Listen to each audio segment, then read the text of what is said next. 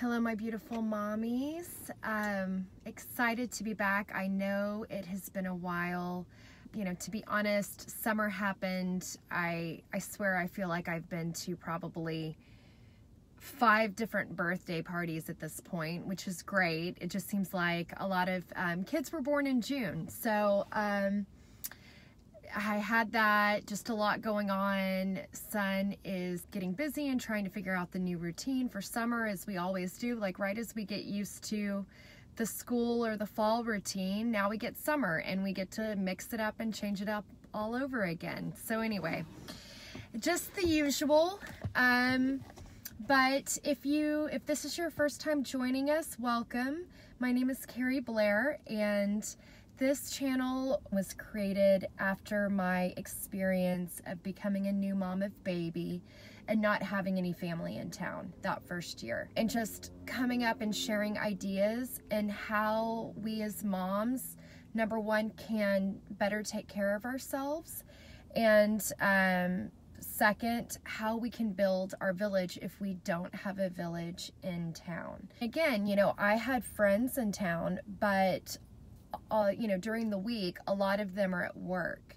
And the way I like to define, so let me start off, the way I like to define a village is building a support system during the week where I don't need to rely on family. So I have a lot of videos already on, me sharing my story, even ideas and different resources that are out there that moms can start to research if they do not have family in town, and just really, how do you go about building your support system during the week?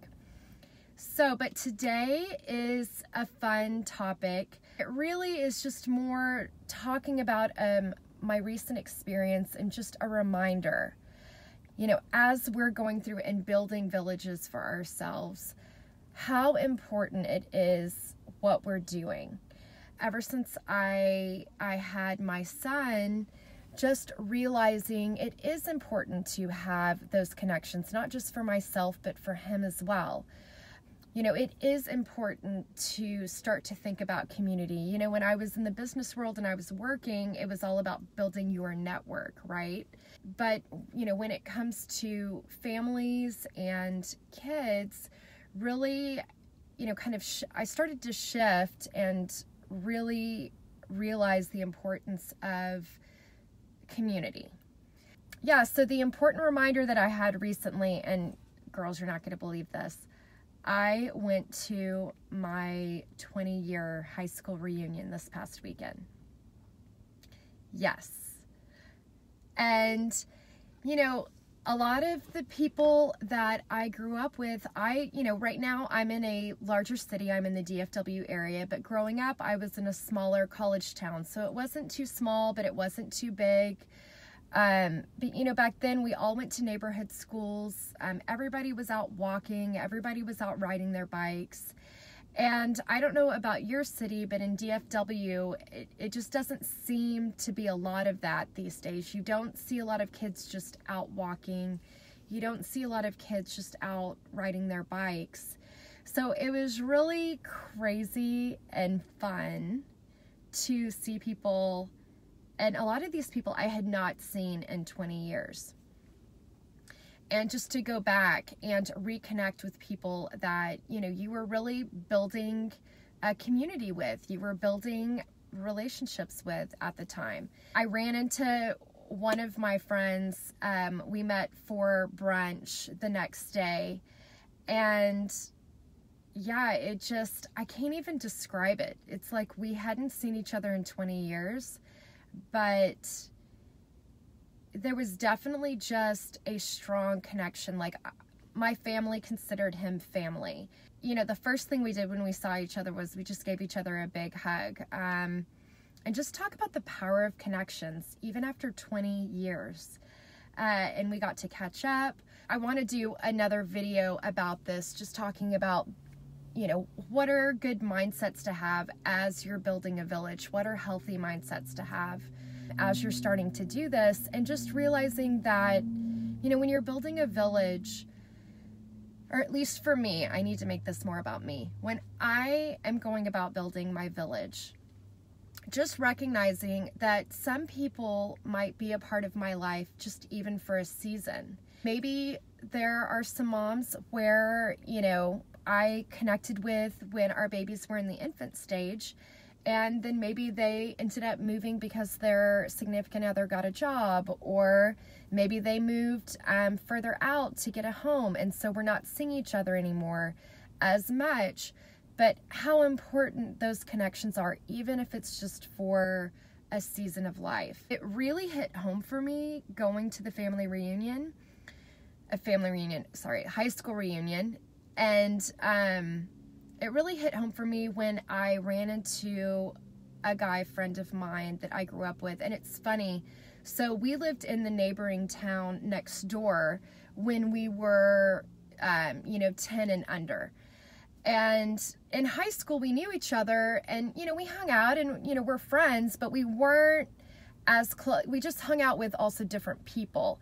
And so we weren't as close, obviously, as when we used to live in our neighborhood, and we lived on a cul-de-sac. So talk about season of life, right? Like, he and I, our time together as friends really was more between ages 4 and 8, right? It didn't necessarily, it wasn't as strong going all the way up through high school, still friends, but just, doing and having different interests in different things. But it was so cool to see him, and wow, the power of connection and community. And I want to share just a couple of stories with you, because when I saw him, just these memories of us as kids came back. And, I remember a couple of stories where I would go over to his house, and all he had was G.I. Joe and He-Man, but most of the kids on my street were boys, so I ended up being a tomboy, because if you wanted somebody to play with, you had to play with G.I. Joe and He-Man if you wanted to play. So I played, G.I. Joe and He-Man with him. I remember that he would be like, "Mom, I don't want to go over to Carrie's house. All she has is Barbies. All she has is My Little Ponies." But he would still come over. And I just have these vivid memories of, us complaining that we're having to, do boy stuff or girl stuff, but still remembering those times. Hi. So as you can see, I'm popping over to a new background here because I forgot the story that I really wanted to include. So I just pulled over later and I said, okay, I've got to record the story because it's so good. Talking about importance of connection and community. So yes, my neighbor friend early on, between ages 4 to 8, I believe. So another fun story that, when I saw him, it just popped into my head, was there was the time where I think we were like maybe 6. He and his dad had a ladder, and like a tall ladder, because they were climbing onto the roof of their home. Of course, I'm wanting to tag along and follow behind. So they're starting to climb up. I'm starting to follow behind, and he says, "Carrie, you're a girl. You can't come up here. It's not safe." And of course, what do I say as a tomboy? I'm like, I can do it too. And, and then I asked his dad, "Is it okay if I come with you guys?" And he said, "Actually, honey, it's really high up here. I'd rather that you not, maybe another time." So what do? Of course, I start crying because I want to be included. I run home and I ask my mom, she's asking why I'm crying. And I said, well, so-and-so and their dad, they're climbing the roof and they won't let me climb. I asked her, I said, "Mom, is it okay if I go do it? Is it okay with you? And I'll let them know it's okay with you." And she said, "No, you're too young. It's too dangerous." So I run to my room and I crawl under my trundle bed. Yes, I had a trundle bed. I'll never forget this. So my guy friend, he was probably, I don't know, I think he's like maybe 6 months older than I am. I don't know, maybe 5-10 minutes passed, I was still under my bed crying. He actually comes by and I could hear him knock on the door, and I could hear my mom answer, and he said, you know, is Carrie here? I'm still crying, and my mom's like, yeah, she's upset, she's in her room. And he comes into my room, and I remember this so vividly, guys. He comes into my room, he gets on the floor, so we're, you know, head level, eye to eye, and he starts to reach under and to reach for my hand, and he's like, are you okay? Because I'm just sobbing at this point. I've probably been crying for 10 minutes. And he's like, are you okay? And he said, Carrie, don't cry, don't cry. I don't want you to be sad. And of course I was like, well, I want to come too. And he's like, well, don't be sad, but it's just not safe, and maybe another time. And I just remember that he came to check on me, and, you know, he didn't like hearing that I was crying, and he didn't like that I was sad. And just having those childhood memories, I think is just, it's priceless. It's just priceless to have stories like that with other people. So I wanted to include this. So I'm sure I'm about to pop over to my previous video. So see you there. Where we had connections, and we were hanging out, and we did things together, and we dared each other to do things. Another thing that I vividly remember is later on, his mom. They had moved to a different neighborhood, and so that's why also we didn't see each other as often as I got older. But I remember I was at my 15th birthday, and it was at a pool, and I just, you know, as probably lots of girls in high school, I didn't feel good about my body. You know, I was wearing a bathing suit, but I was wearing shorts over them, and I didn't want to get in the water, and I just had all of these, you know, these body mental issues or whatever, like every high school girl.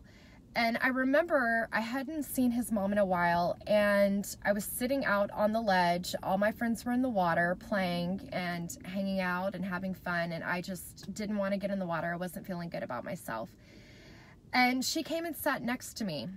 You know, she asked me, she said, you know, Carrie, why aren't you out with everybody? And, you know, I told her that, well, I'm embarrassed about my body, and, you know, I don't know, I just not feeling good about myself. And I just remember the words of encouragement that she gave me. And I talked to my mom about this recently as well. And so this is also something to note, moms, that, you know, I really believe that we truly were not meant to raise a child on our own. We were not designed to raise a child on our own. That's my personal belief. I believe that children were not meant to be raised just by one person or one or two people. I really do believe that having other support systems in addition to your parents, you know, can be so important, because I don't think it would have landed on me the same way if my mom would have said these same, like, even if she would have said the exact words that my friend's mom said to me, I think I would have been like, oh, well, you're my mom, right? Like, you love me anyway. You don't know. I mean, that's how we are in high school, right? But I still remember the words of encouragement she gave me.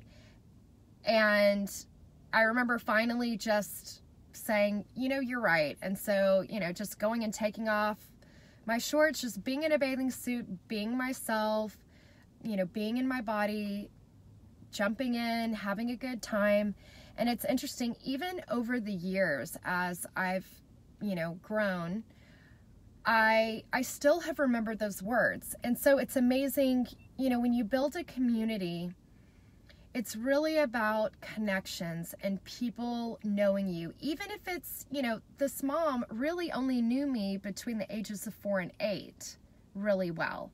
But even at the age of 15, running into her and me going through something and her being able to know me well enough to sit down, ask me how I'm doing, what's going on, and then to give words of encouragement. I mean, how cool is that, right? I mean, it really just blew me away, and just all of these memories that I had with people growing up that I hadn't seen in so long. But remembering, you know, just the effect of having those connections, right? The importance of that. So I just wanted to share that story. It's fresh on my mind and just really hit home for me this weekend that I'm glad I've been investing in building connections for my son, building connections for myself, even as a mom in this phase of life. And just how important that is. I know I've said important several times, but I believe it. It really showed me this weekend just how much it does matter. Connections matter. They do. And even if you've made a connection for 3 to 4 years and haven't seen that person, you have stories with that person. You have history with that person. You have conversations that when you run into them maybe 5-10 years down the road, you can say, hey, remember that time that we did this? Or, you know, remember that time when your mom said this to us? I have lots of memories of that, believe it or not, after 20-25 years. I can't believe that I still remember this stuff. But it just goes to show me how important connections are and how much they matter. So just wanted to share that story. You know, if you're struggling right now and, you know, maybe you're at that point where you're wanting to get out of the house, but you feel like you just don't have the energy. You know, I have a blog series on ways to free up time as a mom. So if you're struggling with time, I highly recommend that you go check out my blog. I also have some videos on this as well, because I do feel like it matters. If you don't already have that close-knit community, or maybe you're in a larger city and people are more spread out, even if it's once a week, you know, even if it's once every 2 weeks, just really want to encourage every mom out there. And, you know, if you're a mom who has not had a baby yet and you're seeing this video, I want to encourage you to start to build that village even before you have the baby, and having those relationships of people that are in that same phase of life that you're about to enter into, and getting that support and being that support for other people. You know, this is just, I'm on a mission. After my experience and kind of seeing, you know, different ways of going about it, having, you know, experimenting and trying different things, I'm just on a mission. I'm on a mission for moms to find ways for self-care, for moms to start with doing things that are under our control. You know, I even talk about a way I like to say it with other moms is, you know, how can you find ways to take care of yourself and be okay before your significant other ever walks through the door at the end of the day? What can you do, even if it's one thing a day, as you're spending time with your baby, as you're doing all of the new routines? What's one thing that you can do a day just to help fill up that cup so that you're already good before your significant other walks through the door, versus, you know, when your significant other walks through the door and then you feel like, okay, now I'm finally going to get to talk to somebody. They're tired. You know, maybe they do have enough energy to support you, or maybe they don't. Maybe it's the end of the day. And so how do you go about building those relationships? So, and I'm still learning along the way, ladies, as well. So my son now is in preschool age. But, you know, when I went through this experience, I literally wrote a lot of this stuff down, because I was like, I don't know how I'm going to get my story out. I don't know how it's going to happen, when it's going to happen. But I am going to share the things that I went through so that I can help moms and encourage moms to go from feeling isolated to feeling supported and connected. So that is my mission. All right, I hope everyone's having a fantastic day. So good to jump on with everyone. If you are watching this, let me know where you're watching in from. I love seeing where everybody is. Looking forward to next time. All right, mommies. Bye.